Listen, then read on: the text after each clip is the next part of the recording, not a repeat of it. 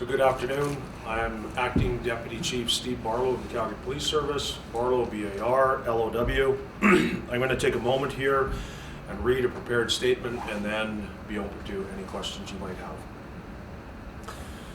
The Alberta Serious Incident Response Team, ASIRT, was called in to investigate an officer-involved shooting that took place this morning.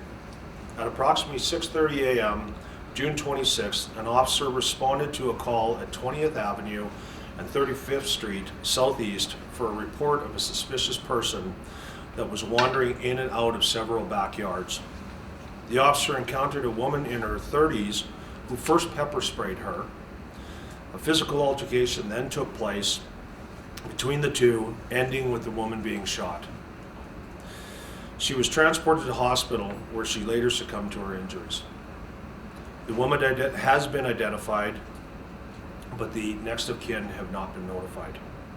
The officer, a 6-year member, required medical attention at the scene and has the full support of the CPS and the Calgary Police Association. When our officers respond to calls from the public, they are driven by our common purpose of community safety. At times, this means officers find themselves at risk, needing to respond to dynamic situations as they unfold at the blink of an eye. This morning's incident highlights this reality, that there are no routine calls in policing. I'll take your calls. All right. Yeah, can you comment at all about how this escalated? I mean, the officer was there to this suspicious person wandering through backyards. How did it get to the point where the woman pepper sprayed the officer? It's my understanding at this point that she was pepper sprayed within a very short time period of arriving on the scene. And where did the pepper spray come from? Did she already have it, or did she grab it from the officer? I believe she had it. So, like within minutes, within seconds? You know what, that's getting into the details that I don't have at this point.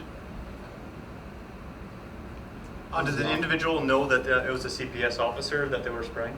She was in uniform and she was in a police car at the time, yes.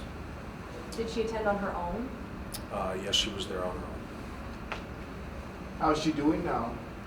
The officer, Yeah. she's been supported by our psychological services as well as the CPA, the executive, and the rest of her family. So my understanding is she's doing as well as expected after being in such a traumatic incident. We've heard a lot of calls for pepper spray either through retail thefts or other incidents. Is there an increased risk that more and more people are carrying this as a weapon? Well, it's still against the law. I mean, you can carry this when you're out in the mountains as what it's actually meant for. It is against the law to be carrying pepper spray for that purpose. And I mean, it is something that has come up before with us in policing where calls like this have taken place. I don't know, and I don't have the stats at this point right now, if we're seeing a significant increase. Was the woman, was there any signs that she was suffering from mental illness? That would be something that I wouldn't be able to answer at this point. Was she known to police? Yes, she was.